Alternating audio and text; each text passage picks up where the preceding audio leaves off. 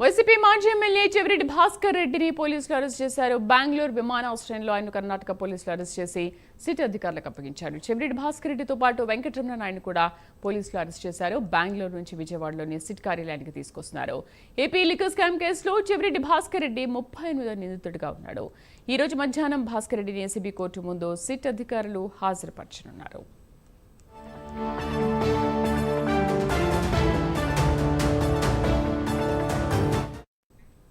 Correspondent Raj Kumar పూర్తి సమాచారం అందిస్తారు. రాజ్ కుమార్,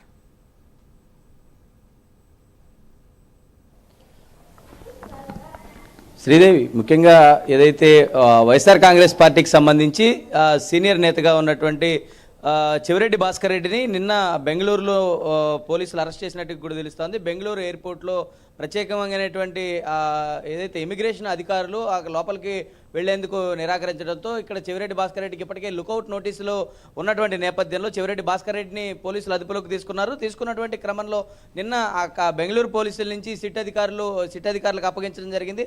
ప్రధానంగా A38గా చెవిరెడ్డి భాస్కర్ రెడ్డి ఉన్నట్లు కూడా తెలుస్తోంది. A39గా ఆయన కుమారుడు మోహిత్ రెడ్డితో పాటు అతనికి సన్నిహితుడిగా ఉన్నటువంటి వెంకటేష్ నాయుడు A34గా ఉన్నారు. అదేవిధంగా ఈ హరీష్ నవీన్ ఇద్దరు కూడా వ్యక్తిగత సహాయకుడు, అదేవిధంగా డ్రైవర్గా ఉన్నటువంటి వీరందరినీ కూడా ఇందులో ప్రధానంగా చేర్చడం జరిగింది. దాదాపుగా ఈ లిక్కర్ స్కామ్కి సంబంధించినటువంటి దాంట్లో ఇప్పుడు 39 మందిని నిందితులుగా చేర్చారు. అంటే ఇప్పటివరకు కూడా చూసుకుని మొన్నటి వరకు 30 పేర్ల వరకే ఉండే, దాదాపుగా 39 మంది వరకు, అంటే ఇంకా పేర్లు కూడా పెరిగేటువంటి అవకాశం కనపడుతుంది. ఏదైతే లిక్కర్ స్కామ్లో 3,000 కోట్ల అవినీతి జరిగిందని సిట్ అధికారులకు ప్రాథమికంగా ఒక సమాచారం ఉంది. ఆ నివేదికను ఆధారంగా చేసుకుని దానికి సంబంధించి అంటే ముఖ్యంగా ఈ వాసుదేవరెడ్డి సంబంధించి ఏదైతే బెవరేజెస్ కార్పొరేషన్ లిమిటెడ్ ఎండీగా వ్యవహరించినటువంటి సమయంలో పెద్ద ఎత్తున ఇటు బంగారు కొనుగోళ్లకి సంబంధించినటువంటి ఈ వ్యవహారం అంతా నడిపింది. ఆ ప్రాంతంలో చెవిరెడ్డికి కూడా కొంత సంబంధాలు ఉన్నాయనేటువంటి కోణంలో పోలీసులు విచారణ చేశారు. సిట్ అధికారులు ప్రధానంగా దీనిపైన కూడా దృష్టి సాధించినట్లు కూడా తెలుస్తుంది. ఏదైతే ఇటు చెవిరెడ్డి భాస్కర్ రెడ్డితో పాటు ఉన్నటువంటి ఈ 4 వ్యక్తులను కూడా సిట్ అధికారులు అదుపులోకి తీసుకున్నట్టు తెలుస్తుంది. వీరిని ఈ ఛార్జ్ షీట్లో కూడా నమోదు చేయడం జరిగింది. అంటే ఈరోజు మధ్యాహ్నానికి చెవిరెడ్డి భాస్కర్ రెడ్డిని సిట్ కార్యాలయానికి తీసుకొచ్చేటువంటి అవకాశం కనపడుతుంది. చెవిరెడ్డి భాస్కర్ రెడ్డిని అదుపులోకి తీసుకున్నటువంటి నేపథ్యంలో వైఎస్ఆర్ కాంగ్రెస్ పార్టీలో ఇంకా ఎవరెవరు ఏ నేతల పేర్లు ఉండబోతూ ఉన్నాయి. సిట్ అధికారులు చెవిరెడ్డి భాస్కర్ రెడ్డి దగ్గర నుంచి స్టేట్మెంట్ రికార్డ్ చేసినటువంటి తర్వాత చెవిరెడ్డి భాస్కర్ రెడ్డిని ప్రశ్నించినప్పుడు ఇంకా ఎవరి పేర్లైనా బయట పెడతారా ఏమో అనేది అటు వైఎస్ఆర్ కాంగ్రెస్ పార్టీ శ్రేణుల్లో కూడా కొంత భయాందోళన కలిగిస్తున్నటువంటి అంశంగా చూడాలి. కానీ ఈరోజు అక్కడ సిట్ కార్యాలయానికి తీసుకొచ్చినటువంటి తర్వాత మరి ఏ విధంగా ఈ కేసుని ముందుకు తీసుకెళ్తారు అంటే ఇంకా చెవిరెడ్డి భాస్కర్ రెడ్డితోనే ఇంకా పెద్ద ప్రముఖుల పేర్లు ఏమైనా వినిపించే అవకాశం?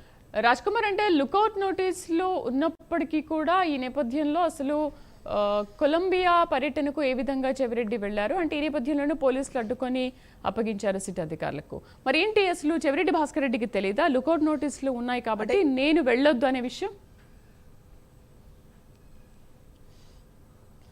అంటే ఆయన చాలా బహిరంగంగా కూడా చెప్పారంటే గత కొన్ని రోజుల కిందట ఆయన ప్రత్యేకంగా ఒక మీడియా సమావేశం కూడా ఏర్పాటు చేసి సిట్ అధికారులు నన్ను అరెస్ట్ చేయడానికి చాలా ఆతృతగా ఎదురు చూస్తూ ఉన్నారు, నేను ఎక్కడికి పారిపోయేటువంటి పరిస్థితి లేదు అని అంటూనే నిన్న ఆయన బెంగళూరు ఎయిర్పోర్ట్లో ప్రత్యేకంగా బెంగళూరుకి సంబంధించినటువంటి పోలీసులకు దొరకడం జరిగింది. అంటే ఆయన అక్కడి నుంచి కొలంబియాకి పారిపోతున్నట్లుగా కూడా పోలీసులు గుర్తించారు. ఈ నేపథ్యంలో లుకౌట్ నోటీసులు ఉన్నప్పటికీ కూడా ఏ విధంగా ఈయన వెళ్తున్నారనే దానిపైన కూడా అసలు ఎందుకు కొలంబియాకి వెళ్లాల్సినటువంటి అవసరం ఎందుకు వచ్చిందనేటువంటి ఆ కోణంలో కూడా పోలీసులు ఆరాధిస్తూ ఉన్నారు. అంటే నిన్న ఇమిగ్రేషన్కి సంబంధించినటువంటి అధికారులు ఎయిర్పోర్ట్ లోపలికి వెళ్ళడానికి నిరాకరించడంతో చెవిరెడ్డి భాస్కర్ రెడ్డిని అక్కడ అదుపు చేయడం జరిగింది. ఈలోపు వెంటనే సిట్ అధికారులకు సమాచారం ఇవ్వటం, సిట్ అధికారులు వెంటనే అక్కడ ఉన్నటువంటి వారందరూ కూడా వెంటనే బెంగళూరుకి చేరుకోవడం, నిన్న సాయంత్రం నుంచి కొంత దూరం ప్రయాణించినటువంటి తర్వాత ఈరోజు ఉదయం ప్రత్యేకంగా ఆయన్ను విజయవాడలోని సిట్ కార్యాలయానికి తీసుకురావడం జరుగుతుంది.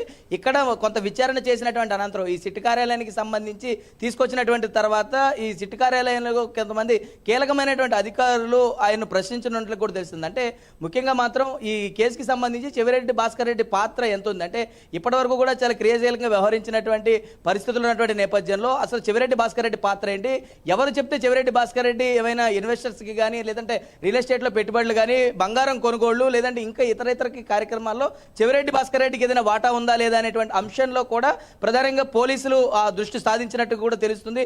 అంటే ఈ సాక్ష్యాధారాలు అదేవిధంగా ఏవైతే వారి దగ్గర ఉన్నటువంటి సమాచారం అంతా కూడా చెవిరెడ్డి భాస్కర్ రెడ్డి ముందు ఉంచినటువంటి తర్వాతనే ఈ ప్రశ్నలన్నీ కూడా సిట్ అధికారులు గుప్పించనున్నారు. తర్వాత చెవిరెడ్డి భాస్కర్ రెడ్డిని అక్కడి నుంచి వైద్య పరీక్షల నిమిత్తం ప్రభుత్వ ఆసుపత్రికి తరలిస్తారు. ప్రత్యేకంగా అక్కడ ఉన్నటువంటి పరిస్థితులన్నీ కూడా వైద్య పరీక్షలు చేసినటువంటి తర్వాత ఆయనకి ఏమైనా ఆరోగ్య సమస్యలు ఉన్నాయా లేవా అని అన్ని కూడా పరీక్షించినటువంటి తర్వాత నేరుగా కూడా ఏసీబీ కోర్టులో హాజరుపరచబోతున్నారు. ఈ రోజు వీటికి సంబంధించి ఒక వాదన వినిపించినటువంటి తర్వాత ఖచ్చితంగా ఈయనను కూడా రిమాండ్ కు పంపించేటువంటి అవకాశం చాలా స్పష్టంగా ఉందంటూ కూడా ఇక్కడ వినిపిస్తున్నటువంటి వాస్తవాలుగా కనపడుతున్నాయి. మరి ఏ విధంగా చెవిరెడ్డి భాస్కర్ రెడ్డిని అరెస్ట్ చేసినటువంటి తర్వాత ఇప్పుడున్నటువంటి పరిస్థితుల్ని సిట్ అధికారులు ఏ విధంగా ముందుకు తీసుకెళ్తారనేది కూడా చూడాల్సినటువంటి అవసరం. Right Raj Kumar, thank you.